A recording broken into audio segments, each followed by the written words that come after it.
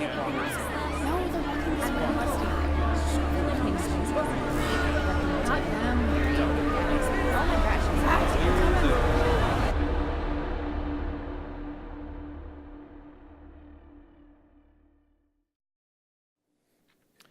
You know, a lot can happen in 90 days. In 90 days, you can, change jobs, move out of the state, start a new job somewhere else. You can change your worldview, change how you think about people, and maybe even in some relationships, change how people think about you. So that's really why we decided to take these 90 days to walk through the life of Jesus, from his birth up until his death and resurrection on Easter Sunday. We're quickly approaching that point, which I'm excited about. But we really feel like this is an incredible opportunity to get to know more about Jesus, who he is, and in particular, what he wants for us. Because we believe that God isn't here to take something from you. He's not here to want something from you. He wants something for you.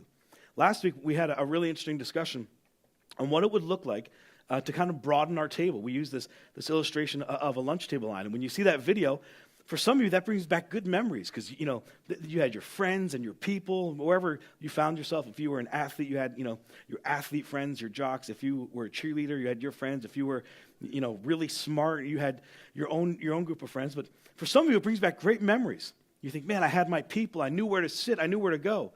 For others of you, as I've found through conversations, it brings back nightmares. I didn't know where to go. I didn't have people. I was left out, and every week it was just a struggle of where do I sit? Who are my people? And as we've had conversations about this, what I find really interesting is this doesn't just happen when we're young. It's not like this ends in middle school or high school, does it? In adults, we see it all the time. What we found, and this is more human nature, and this is what I said last week. This isn't something that church people do or people outside the church do. This is something all people do. We surround ourselves with people who like us. Right? There are people. They're the people that like me, and I like them. That's who I want to surround myself with. We surround ourselves with people who are like us, but not only that, we also surround ourselves, with people who are like us. We find our people, right? The people who don't just like us, but who live like us, and act like us, and talk like us, and believe like us, and look like us in some cases. And all throughout the world, what we find is we're creating these bubbles. These isolation groups of people who live and breathe and act and talk and feel and live the same way. What I find really interesting, and we discovered this last week, is we walk through the life of Jesus, we find that that's not how Jesus was really at all, that Jesus wasn't like that. Jesus consistently surrounded himself with people who weren't like him, who didn't believe like him, who didn't act like him. You gotta excuse me, I woke up Thursday with this awful cold. I wasn't sure I was going to be able to make it through, but I made it through first service, and I'm going to power through this one. So I got a cough drop and some tea, and we're going to get through this together. But what I find really interesting about Jesus is that he consistently surrounded himself with people who weren't like him. And he took a lot of flack for it. And not only didn't he surround himself with people who weren't like him, but Jesus wouldn't like that we do that. He wouldn't like that we surround ourselves with people who are just like us, because he came to reach people who weren't like him. And he wants us to engage with people who aren't like us. And this whole idea, this illustration of who's sitting at your table, could you broaden your table? Could you extend an invitation? Could you have a seat for somebody who doesn't believe like you believe, who doesn't act like you act, who maybe isn't a part of you, but somebody that you can perhaps engage in conversation and say, you know what, we don't think the same way, we don't live the same way, we're not of the same religion, we don't wear the same clothes or listen to the same music, but you have a seat at my table. Anytime you want, you can come and you can sit with me.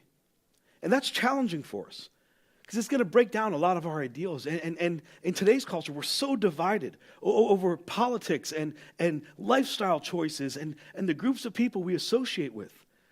He says, no, I want you to see past all of that. And I want you to extend an invitation to somebody who's not like you. And we hear that, we're like, man, Jesus, that's tough. How do we do that? How do we do that? And that's where I want to go with the talk this morning. How do we become people who say, you always have a seat at my table? There's always room for you here. We don't look the same. We don't believe the same. You come from a different background. But I want you to sit at my table with me. See, that's what Jesus was like. And I think that's what he's asking us to be like, his church. But so many of us miss it. For those of you that are Christ followers, you're going to hear this message and it's going to challenge you. For those of you who aren't Christ followers, who don't go to church, and you just came because of an invitation, or it's a Sunday, and maybe that's what people do. They go to church. Maybe you find yourself here looking for something.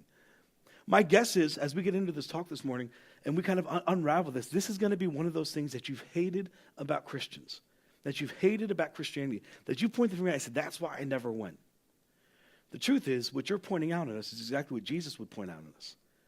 And say, that's not what I want my children to be like.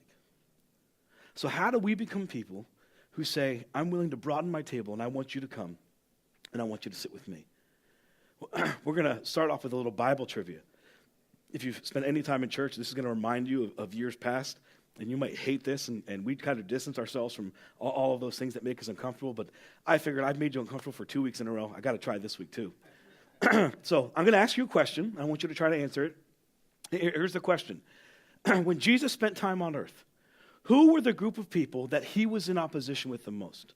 When Jesus walked the earth, in relation to this idea of extending invitation and spending time with people who aren't like him, who did Jesus spend most of his time confronting and saying harsh things to, standing in opposition against? Who was that group of people? Religious people, church people. Another name for it is Pharisees. They were the Pharisees. These were the teachers of the law and the prophets, the religious people. These were me. They were pastors. And I hear this, and I got to tell you, I read the stories of Jesus confronting the Pharisees, and I love it, and it makes me laugh. And then I think, but wait a minute. If he were alive today, I would be on the other side of his finger as he pointed and he corrected, and he said, you need to change. And for some of us Christians, we live and we walk, and it's not just the teachers, it's any religious people who kind of put themselves apart from everyone else. Look to me because I'm the example. Jesus had a lot to say about those kinds of people. As a matter of fact, he had a lot to say to those people.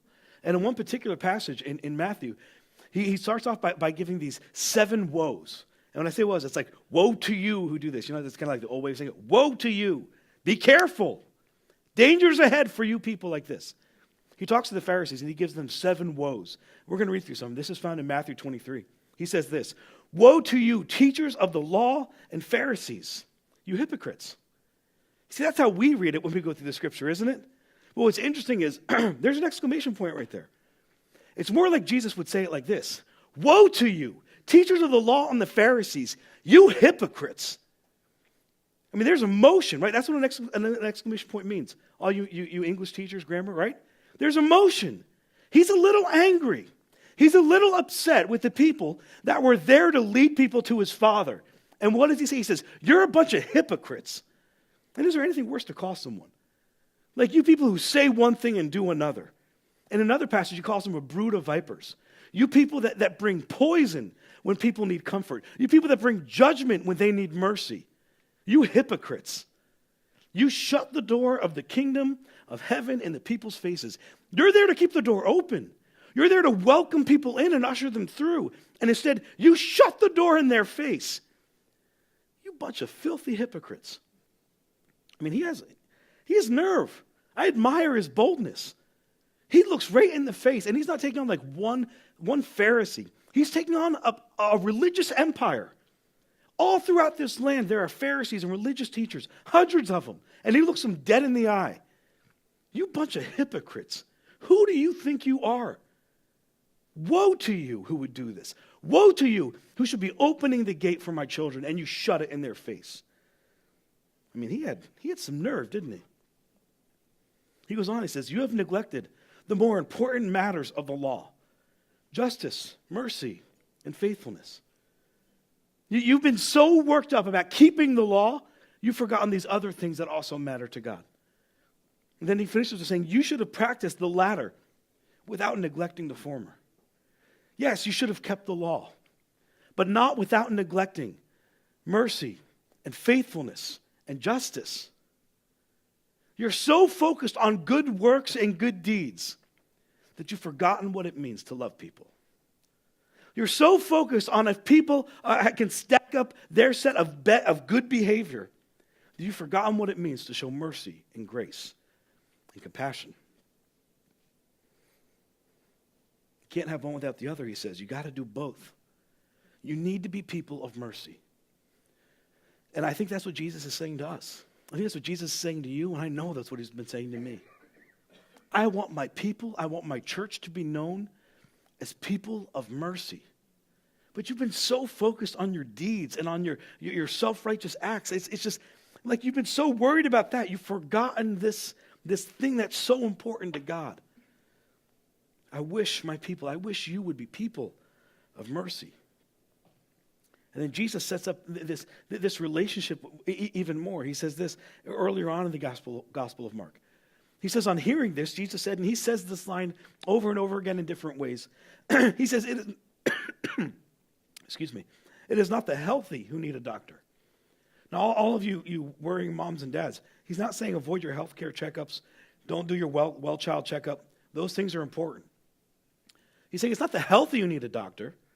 It's not those who know they're good who need a doctor. Who needs a doctor? The sick. You go to the doctor when you're not feeling good and you don't know what to do and you're sure something's wrong, but you don't know what to do and you don't have the answer. He said, those are the people I've come for. The people that know they're missing something but don't have it. The people that know there's something more, but they're not sure what it is. I haven't come for the healthy. He said, I've come for the sick. And then he goes on, he says, but go and learn what this means. And I almost imagine he says this with a little bit of sass. Right? He's like bobbing his head, like, go, learn what this means. Figure this out. And then he says this, I desire mercy, not sacrifice. And he's quoting from the Old Testament. He's pulling something a prophet said and he's pulling it out to remind them about who God is. This is God. Don't forget. Yes, God is the God who gave you the law. But he's also the God who says, I desire mercy over sacrifice. Yes, you can sacrifice. Yes, you can give up things. But here's what I want in my people. I want you to be people of mercy more than I want you to be people of sacrifice. For I have not come to call the righteous, but I've come to call the sinners.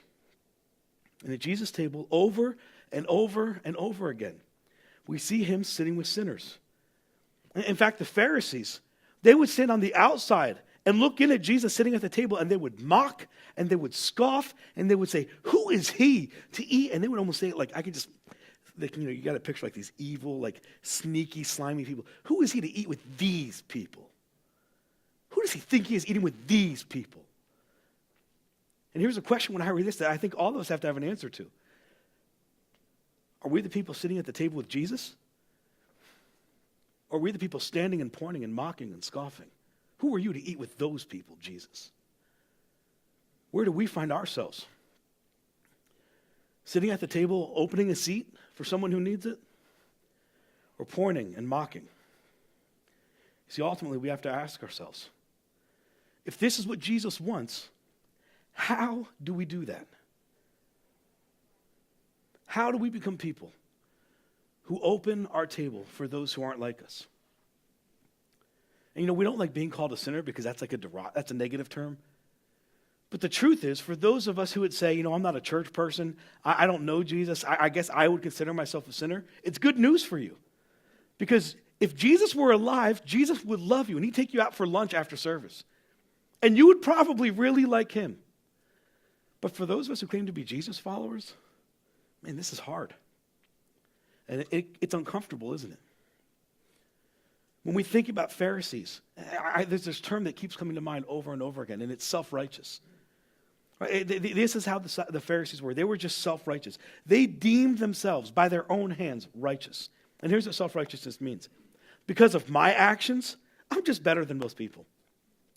Because of the way I live, because of the clothes I wear, because of the food I eat, because of the places I go, I'm just better than you. And as pastors, we don't struggle with this kind of thing. And most other people do, but not us. No, if you read the newspaper, who's the worst? People like me. Because it's so easy to be self-righteous and to say, but look at all the good things I've done. Look at the people I've counseled. Look at all those people I've helped. Look at all of my good deeds, Jesus. Surely I'm better than them. You say, what good are your self-righteous acts? I desire mercy and compassion. You see, the truth is, We do all this to create a sense of superiority, that somehow I'm better than you. That somehow, because of the way I live and the choices I've made, and there's just something about me. The problem is, self-righteous people never understand what it is to extend mercy. Because mercy comes to those who need it. And self-righteous people don't need it. They think they're it. We think we have the answers. We think we are the answer to the problem. I don't need mercy. I'm good. Look at all the good things I've done. So a Pharisee, a religious person, the self-righteous people, they're missing out. They don't know what it is. They don't know how to be merciful. Self-righteous people are unable to see their need for mercy. And when you don't see your need for mercy, it's impossible to offer mercy to someone else. I was thinking, usually I try to give like a one line, like here's the takeaway, know this line and you're good. It's usually one big takeaway. This week I couldn't narrow it down to one. So I have three for you. Here's the first one. We're going to put these on the screen. You can't pass on something that you don't yourself possess. You can't pass something on to someone else if you don't possess it. I can't give you money if I don't have money. I can't give you food if I don't have food. I can't give you mercy if I don't have any mercy. Here's another way to say it. You can't extend what you haven't experienced. I have no idea what mercy is like. I don't need mercy. How could I ever offer mercy to you? And here's maybe the most blunt way to say it. You can't give what you ain't got. You just can't. You can't give somebody what you don't have. And a self-righteous person has no mercy because they've never had a need for mercy in their eyes. So there's no way for them to be merciful to you.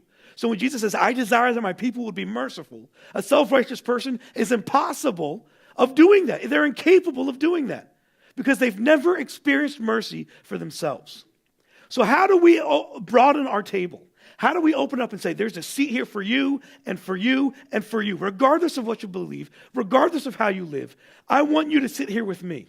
How do we do that when we don't know mercy?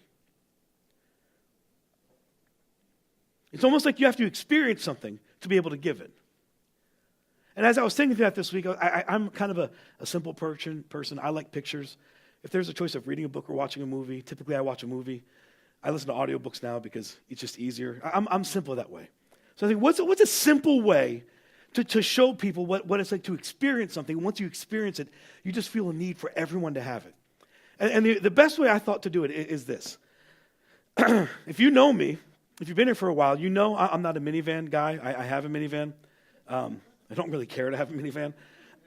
What you may not know is, besides the minivan, for about 12 years, I've been driving a really small Toyota Corolla. I'm a big guy, and you might not know this, but Toyota Corollas aren't built for big guys.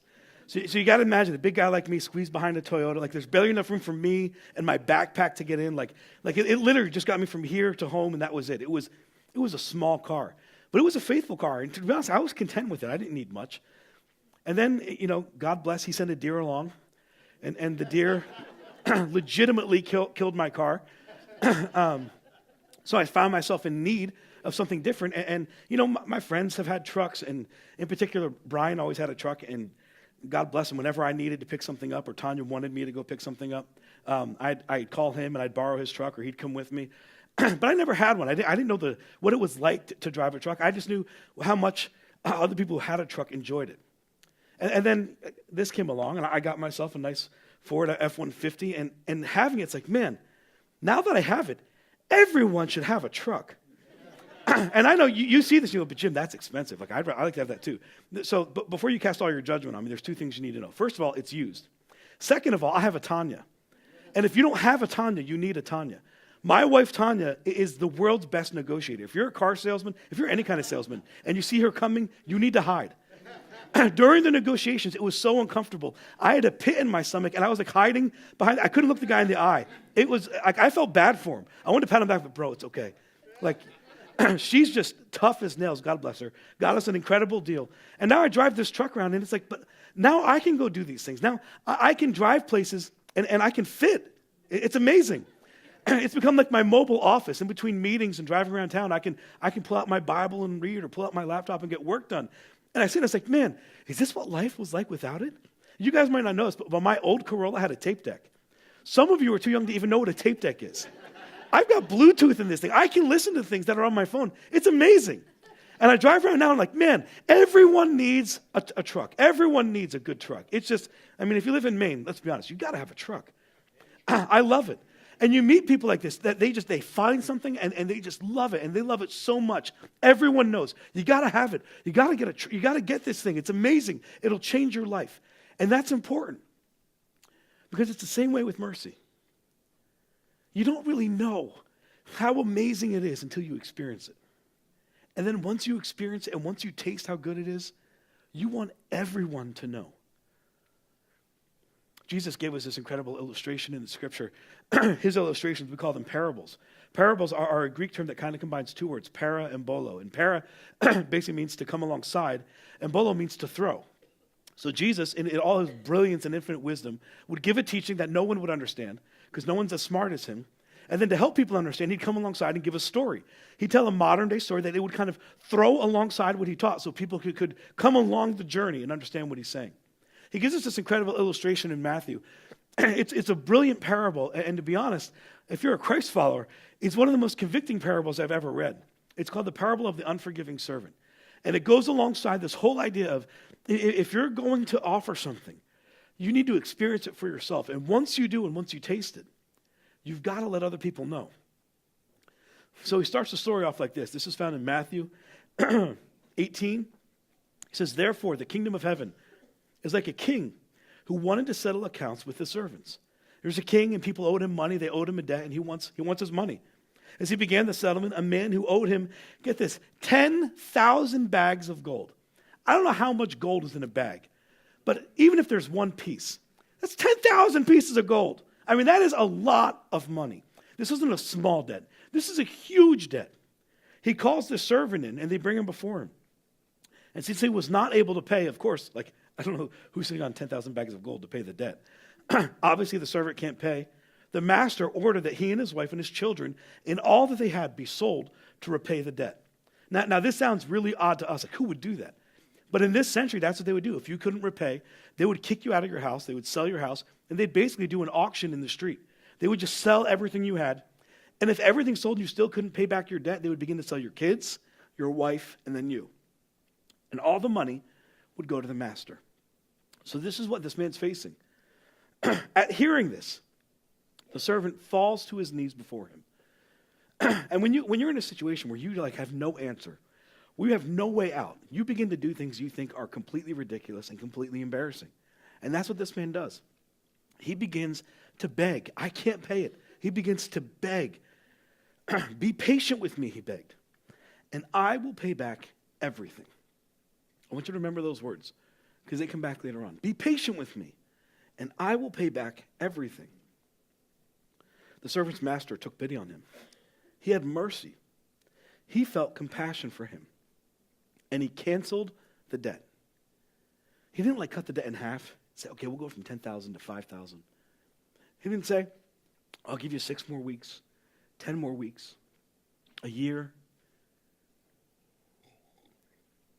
He canceled it. He erased it from the books. Man, you owe me nothing. Go on your way. He canceled the debt and let him go.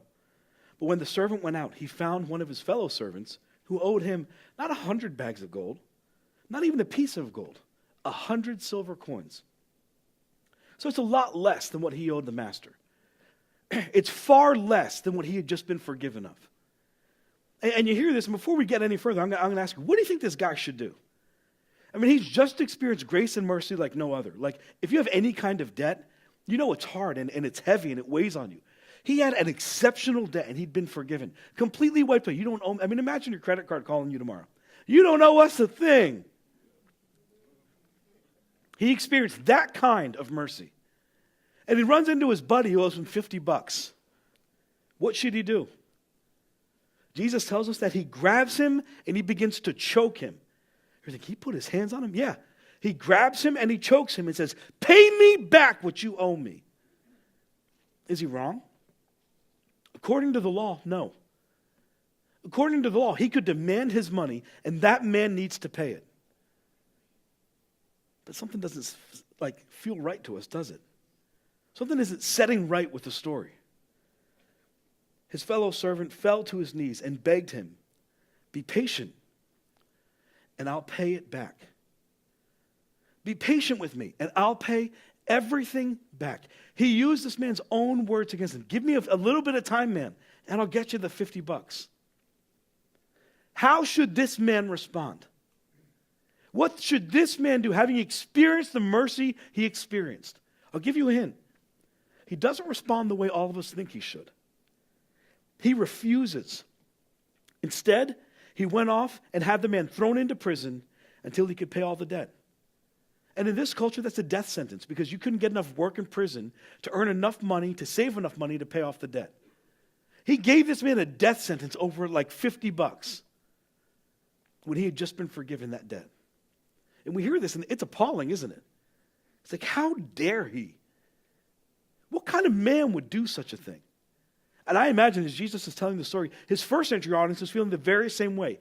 How dare he, Jesus? Let me know who he is, and I'm going to go stone him. But it wasn't just his first century audience. Jesus says in the story, the other servants saw what had happened, and they were outraged. And they went and told their master everything that had happened. And the master's mercy ran out.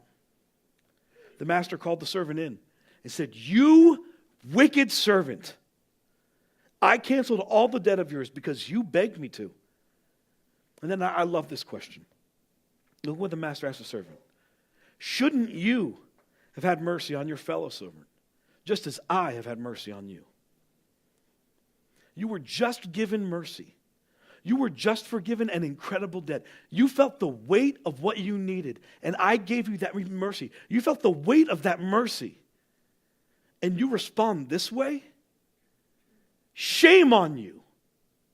Who do you think you are? I mean, all the questions that we're asking ourselves. The master's facing a servant, says the very same thing. Like, do you have mercy amnesia? Did you suddenly forget what I've done for you? In anger, Jesus finishes the story.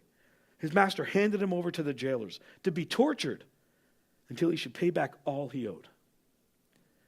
And then Jesus looks at his audience and says something that to me is just the most deeply convicting thing of the whole story.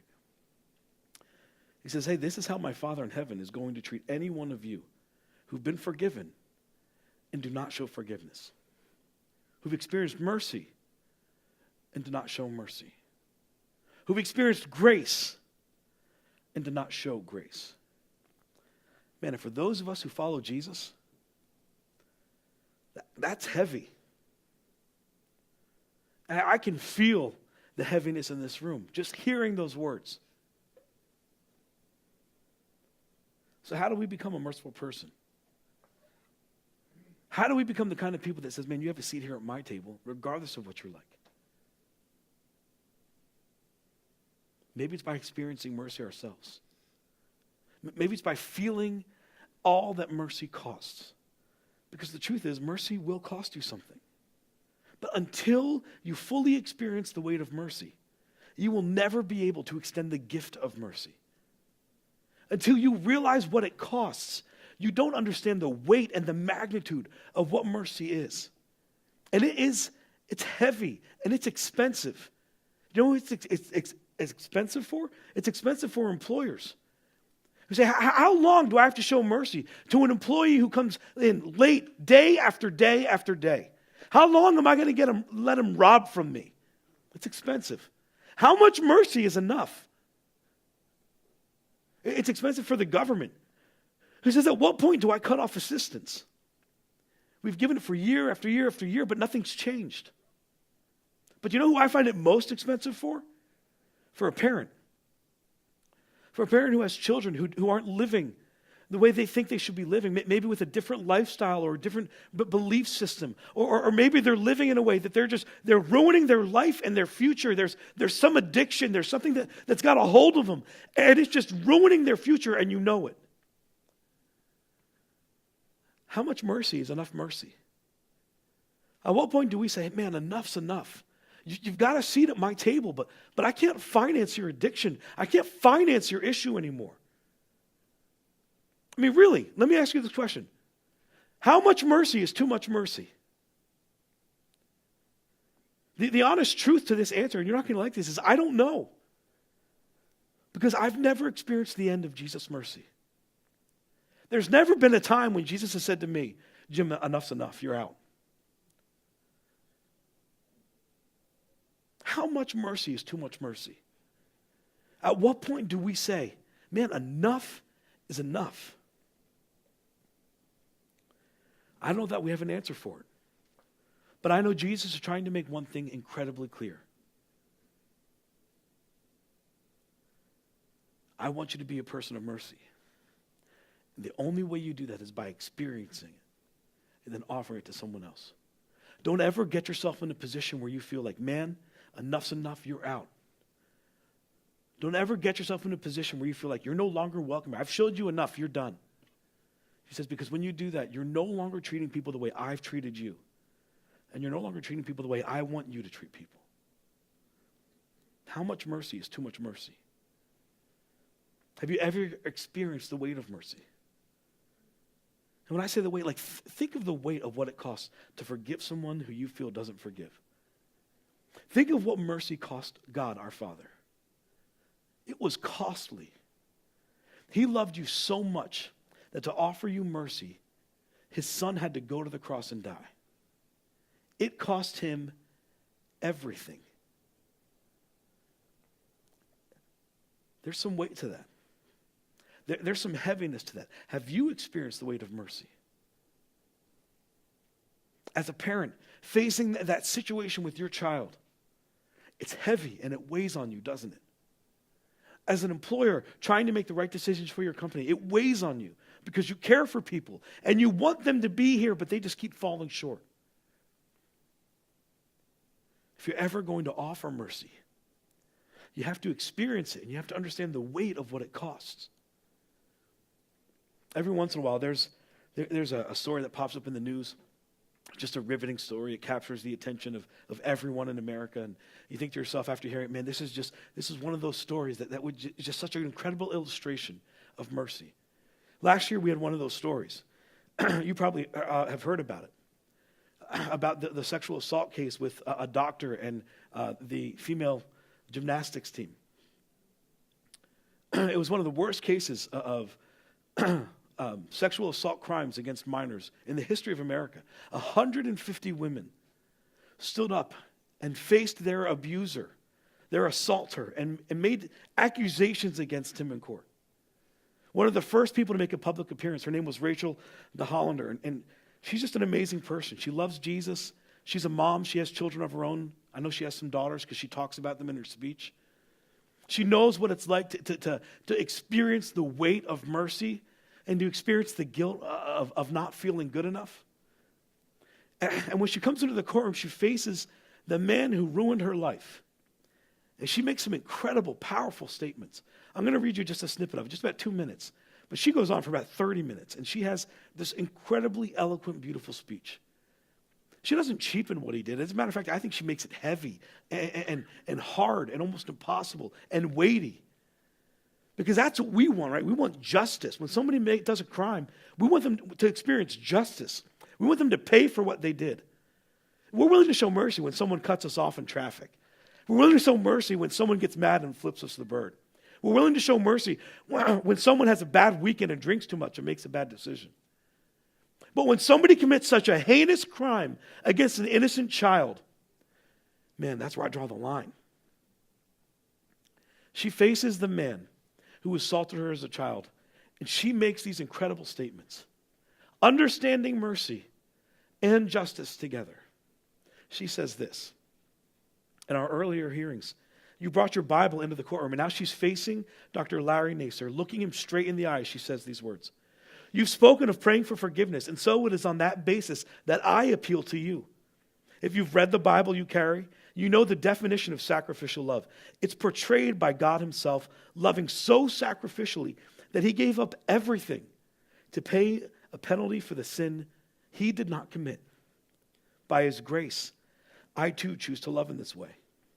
You spoke of praying for forgiveness, but Larry, if you read the Bible you carry, you know forgiveness does not come from doing good things, as if good deeds can somehow erase what you've done. It comes from repentance, which requires facing and acknowledging the truth about what you've done in all of its utter depravity and horror, without mitigation, without excuse, without acting as if good deeds can erase what you've seen in this courtroom today. If the Bible you carry says that it's better for a stone to be thrown or tied around your neck and for you to be thrown into a lake than for you to make even one child stumble, you have damaged hundreds. The Bible speaks of a final judgment where all of God's wrath and eternal terror is poured out on men like you. Should you ever reach the point of truly facing what you have done, the guilt, and listen to this, will be crushing. And then I love where she goes. And that is what makes the gospel of Christ so sweet. Because it extends grace and hope and mercy where none should be found. And it will be there for you as well. I pray you experience the soul-crushing guilt so that you may someday experience true repentance and true forgiveness from God, which you need far more than forgiveness from me. But get this. But I offer you that today as well. I mean, those words, just let that sit on you for a minute. That is powerful. And that is heavy. And for some of you, the idea of mercy and showing mercy is going to cause you to do things that are completely counterintuitive, that are countercultural, that stand in the face of your emotions, to offer mercy to someone who doesn't forget, who doesn't even ask for it, who doesn't deserve it. And the idea of you being able to offer that person mercy is just too much for you to handle this morning. How do I give him mercy? He doesn't if you knew what he did to me, if you knew my story. See, here's what I know. We were all guilty of something. And Jesus said, but it's because I love you so much that I'll pay a debt I don't deserve to offer you mercy. You don't even have to ask. I'm offering it to you. Am I a merciful person? I mean, you may be good people. You may be moral people. You may be a great employer. You may be a great mom or dad. You may do nice things during the week and think, man, look at all the good stuff I've done. Jesus demands more. Jesus would ask you, that's great, but are you merciful? I'm thrilled you take care of your kids. I'm thrilled you serve in church. I'm thrilled that you go every week. I'm thrilled that you give to organizations that help your community. That's awesome. But are you merciful? Have you experienced mercy? And are you showing it to other people? Because, man, if you're not, you're missing it. Your table's small. Your view of God is small. Jesus said it's so much bigger than that. For some of us, that's hard to even wrap our heads around. So here's what I want to do. I've asked the worship team to come, and they're going to close in a song. And I'm going to give you a moment just to reflect on that. Have you experienced God's mercy in your life? The weight of what that mercy cost him. And that's what this whole song's about. The cost, what it cost God to show you the mercy that you've experienced. And when you begin to experience the weight of it and how much it cost him, it becomes a little easier to say, man, I got to show that to someone else. So here's what I want you to do. As they sing through the first verse, I just want you to sit and I want you to contemplate on that. Have you experienced the mercy of God? And if you have, what are you doing with it? If you haven't, maybe that's exactly what you need to do this morning. And then we're going to stand and we'll sing together. And we'll close it out after.